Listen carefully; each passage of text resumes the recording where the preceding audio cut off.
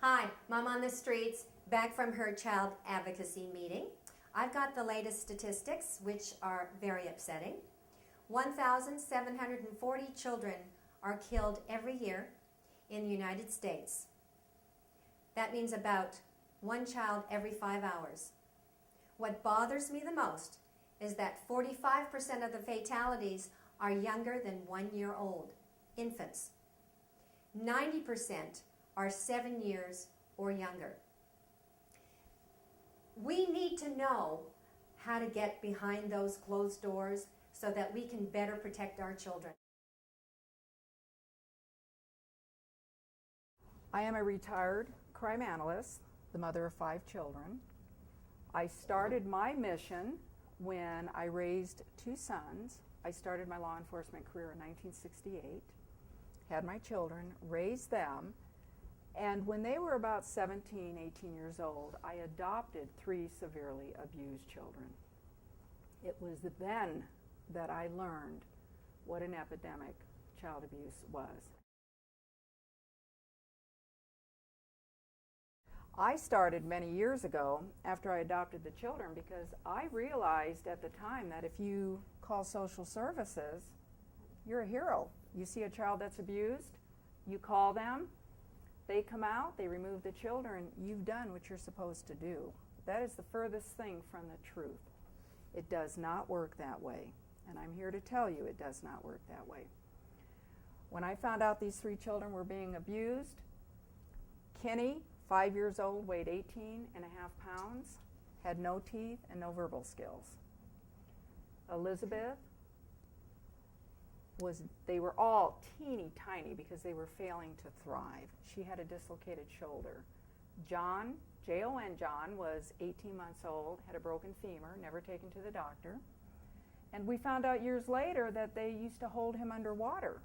We didn't realize this until we started therapy. As soon as I got these children, I knew I was going to have to go to therapy. So what I did is I researched and found the best therapist I could find, Dr. Andrew McCashin, who has since passed away, because he dealt with play therapy. He was well respected by the courts, and I knew I needed somebody that was going to cover my back when I went to court, because I had to fight the police, I had to fight social services, and I had to fight the district attorney's office and the judge so these children would not be reunified. It was during that time that my battle started. I started writing things that occurred, and I'm going to show you the original document that saved these children from being returned to their abusers. They were returned once by the court until the paperwork was done. During that process, they were abused one more time. And I've never really forgiven myself for that, but I had to, or I would have been in jail at the time. And that was 18 years ago. What I did is I started documenting, and I put it in a concise form. Most people, the biggest mistake they make when they try to rescue children, they come in with piles of paperwork. That's the last thing the judge wants to see, the social worker or the cops. So I listed who the players were. I listed the arrest history. As I said, all had broken bones, all sexually molested, all starved, burns, all types of things. And then I listed the substance abuse in the home. I was able to get that information. I listed weapons history.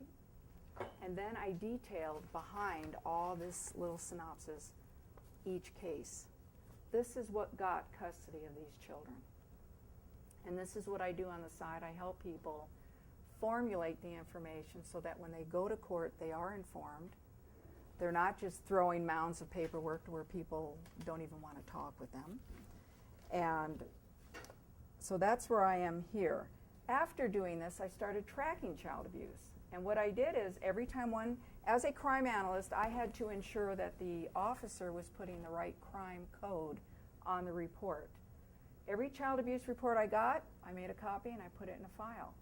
Didn't take long before I had to use 3 and 4 files. And then I started putting it in the computer.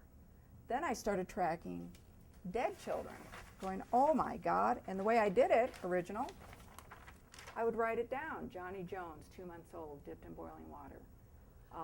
3 years old, sexually molested, broken legs, broken arms, burns, cigarette burns, starvation. Then I started putting it in the computer. Now get you, I started my law enforcement career in 1968. We didn't have the computers that you all have today. In fact, it was the Oxnard Police Department way back that I had my first computer.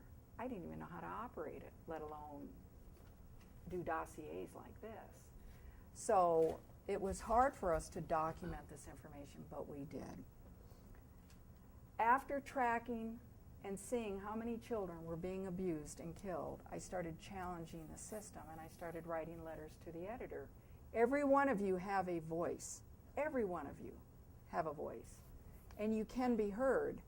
Before I went to work for the Ventura County Star, after I retired from the police department, I started writing letters, and they would call me and say, "We can't print your letter, it's too graphic." And I said, "Well, child abuse, but we use the word cruelty, is graphic. That's what's happening to these innocent little children." Let's give people something to talk about. The elephant in the room. Child abuse. We can stop it.